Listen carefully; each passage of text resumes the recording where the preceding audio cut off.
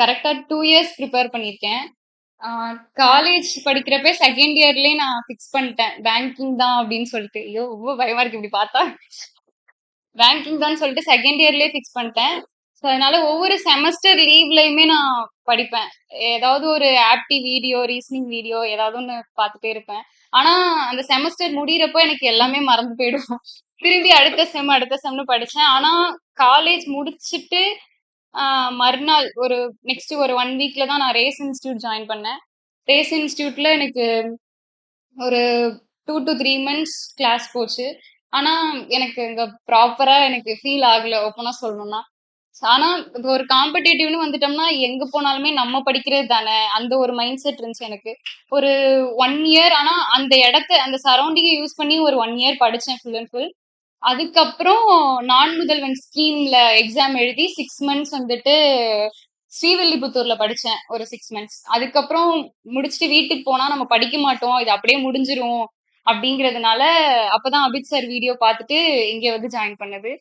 ஆஹ் படிப்பேன், full and full படிச்சுட்டே தான் இருப்பேன். ஆஹ் எப்படி சொல்றது, ஒரு நாள் ஒரு கொஞ்ச நேரம் ஆனா சார் சொல்ற மாதிரிதான், இன்னைக்கு படிக்க முடியாது அப்படின்னு தெரிஞ்சாலுமே ஒரு 1 hour 2 hour ஆவது எனக்கு அந்த புக்கை எடுத்துணும், ஏதாவது ஒரு வீடியோ பார்க்கணும். இல்லாட்டி ஒரு மாதிரி இந்த கில்ட்னஸ் இருந்துட்டே இருக்கும், ஏன்னு தெரியாது. அது உங்களுக்கும் அப்படி இருக்கா? இல்ல மேபி சில பேர் வந்துட்டு ஒரு 2 to 3 days விட்டுட்டாங்கன்னாலும் 4th day இதை கண்டினியூ பண்ணிடுவாங்க. பட் எனக்கு அப்படி கிடையாது. ஒரு நாளா இருந்தாலும் அது ஒரு மாதிரி மைண்ட்ல ஓடிட்டே இருக்கும். வேஸ்ட் பண்ணிட்டோம் 10 நாள் வேஸ்ட் பண்ணிடுவேன் நினைச்சேன். அப்புறம் வேற என்ன சொல்லணும்னா, அதே மாதிரி இந்த மைண்ட் செட் மட்டும் வச்சுக்காதீங்க. நம்ம இப்பதான் வந்திருக்கோம், நம்மளுக்கு இப்ப கிளியர் ஆகாது, கண்டிப்பா ஒரு 2 இயர்ஸ் 3 இயர்ஸ் எடுக்கும், இந்த வருஷம் ப்ரிலிம்ஸ் தான் கிளியர் ஆகும், அப்புறம் தான் மெயின்ஸ் கிளியர் ஆகும், அதெல்லாம் மைண்ட்லயே தயவு செய்து வச்சுக்காதீங்க. ஏன்னா எனக்கெல்லாம் சத்தியமா தெரியவே தெரியாது, நான்லாம் இவ்வளவு கிளியர் பண்ணுவேன், இந்த இந்த லெவல்லாம் வருவேன்னு நான்லாம் நினைச்சு பார்க்கல. என்னோட மைண்ட் ப்ராசஸ்மே எப்படி இருந்துச்சுன்னா, ஒரு ஃப்ளோலே போவோம், இதே ப்ரிப்பரேஷனை போட்டுட்டே இருப்போம், ஏதாவது ஒரு சுச்சுவேஷன்ல எங்கேயாவது இது நிக்கும்ல அப்படிங்கிற மைண்ட் செட் தான் எனக்கு இருந்துச்சு. சோ வேற என்ன சொல்ல, யாருக்காவது ஏதாவது டவுட் ரீசனிங் ஆப்டி அந்த மாதிரி, நான் வந்துட்டு ஐபிஎஸ்பிஓல 77.25 மார்க், ஆக்சுவலா 75 கட் ஆஃப், 1.25 மார்க், நான் கூட 75.75 கட் ஆஃப், நான் 77.25, 1.25 மார்க் கரெக்டா கூட. ஆனா எனக்கு இன்டர்வியூ கை கொடுத்துச்சு. ஆக்சுவலா எனக்கு இன்டர்வியூ அப்ப செம்ம டைஃபாய்டு, இங்க வந்து என்னால படிக்க முடியல, வீட்ல இருந்து தான் ஃபுல் அண்ட் ஃபுல் படிச்சேன். மெட்டீரியல்னு கேட்டா அந்த சுரேஷ்ல ஒரு சின்ன புக் இருக்கும் பேங்கிங் அவேர்னஸ்னு, அது படிச்சேன். கைட்லியோட அந்த பிடிஎஃப் கோர்ஸ் இருக்கும், ஃபுல்லா ஒரு எப்படியும் ஒரு 100 பேஜ் இருக்கும். ஆனா கண்டென்ட் கம்மியா தான் இருக்கும்.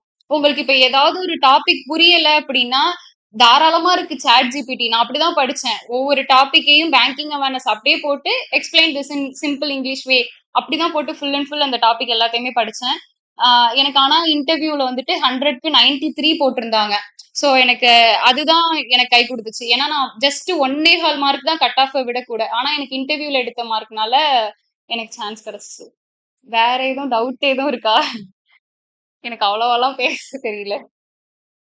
ரீசனிங் ஆப்டி, ரீசனிங் நான் ஃபுல் அண்ட் ஃபுல் வீடியோஸ் மட்டும் தான் பார்த்தேன்.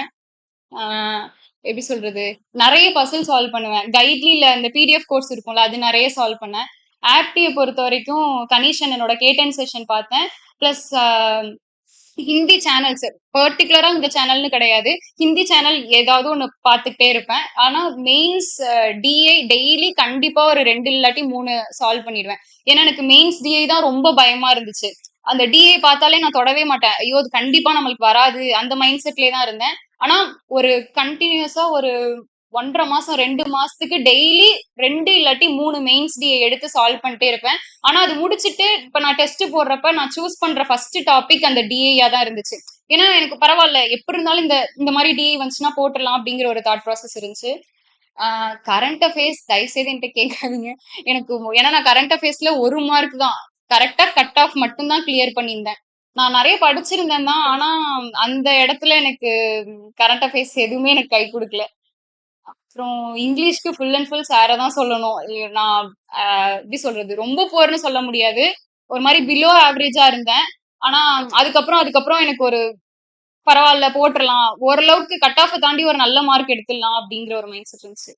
மத்தபடி வேற எதுவும் தெரியல. டிஸ்கிரிப்டிவ் எப்படி பண்ணேன்னு சொல்றேன். ஏன்னா நெறைய பேர் வந்துட்டு என்ன பண்றாங்கன்னா, டிஸ்கிரிப்டிவ் வந்துட்டு நெறைய டாபிக் படிக்கிறோம், படிக்கிறோம், படிக்கிறோம்னு நெனச்சுட்டே இருக்காங்க. ஆனா நம்ம ஒன்ஸ் அங்க போயிட்டோம்னு வச்சுக்கோங்களேன், நம்ம தரோவா ஒரு எஸ்ஸே எடுத்து ஃபுல் அண்ட் ஃபுல் படிச்சிருந்தாலுமே, அங்க போய் டைப் பண்றப்ப நம்மளுக்கு ஒண்ணுமே வராது. செம்ம பிளாங்க்கா இருக்கும். நம்மளுக்கு ஈவன் டைப்பிங் ஸ்பீட் இருந்தாலுமே, அங்க போய் நம்மளால அடிக்க வரவே வராது. நான் எப்படி பிரிச்சுக்கிட்டேன்னா, டிஸ்கிரிப்டிவ் வந்துட்டு பாசிட்டிவ் டாபிக், நெகட்டிவ் டாபிக்ன்னு எடுத்து 2ஆ ஸ்ப்ளிட் பண்ணிக்கிட்டேன். அதாவது நீங்க எப்படி சொல்றது? இப்ப பிரிப்பேர் பண்றீங்கன்னா, ஒரு நோட் எடுத்துட்டு பாசிட்டிவ் டாபிக்ன்னு போட்டு அப்படியே பிளாங்க்கா விட்டுருங்க. அவங்க ஒரு டாபிக் குடுக்குறாங்கன்னா, அந்த டாபிக் எடுத்து அந்த பிளாங்க்ல போடுற மாரி வச்சுக்கோங்க. சப்போஸ் இன்கேஸ் உங்களால டைப் பண்ண முடியலன்னா, எமர்ஜென்சிக்கு நீங்க இத தான் வச்சுக்கணும்.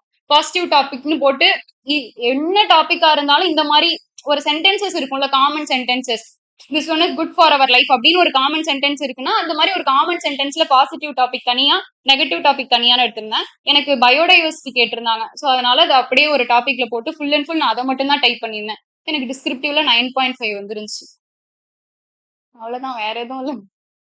வேற யாருக்காவது ஏதாவது டவுட் எதுவும் இருக்கா? ஏதாவது கேட்கணும் அப்படின்னு?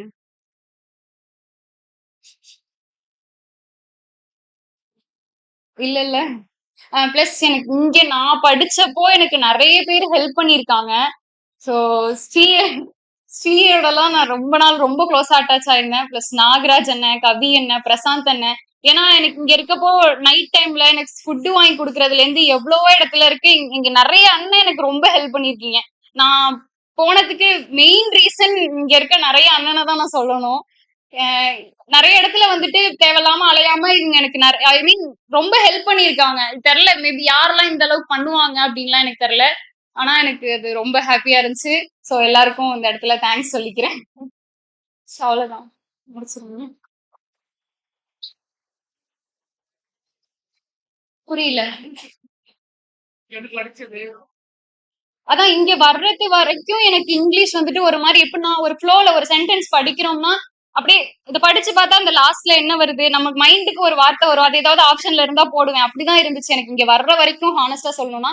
ஆனா இங்க வந்ததுக்கு அப்புறம் சார் நிறைய சொல்லுவாங்கல்ல, எது பண்ணாலும் ஒரு ரீசன், இது எதுக்கு போட்டீங்க, இது எதுக்கு பண்ணீங்கன்னு கேக்குறப்ப திரு திருன்னு முழிச்சிட்டு இருப்பேன் ஃபர்ஸ்ட் வந்தப்பலாம். அதுக்கப்புறம் தான் எனக்கு கொஞ்சம் கொஞ்சம் புரிய ஆரம்பிச்சிச்சு, இதனாலதான் இதெல்லாம் பண்றோம்னு.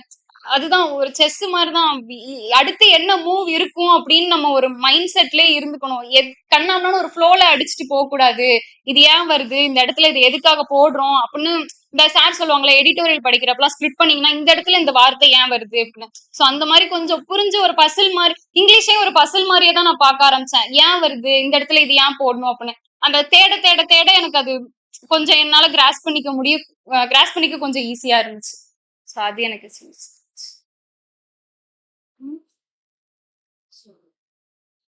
இந்த இன்ஸ்டிடியூட்டுக்கு ரொம்ப தேங்க்ஸ். பேச்சு முத்தையாவுக்கு ரொம்ப ரொம்ப தேங்க்ஸ் சொல்லிக்கிறேன்.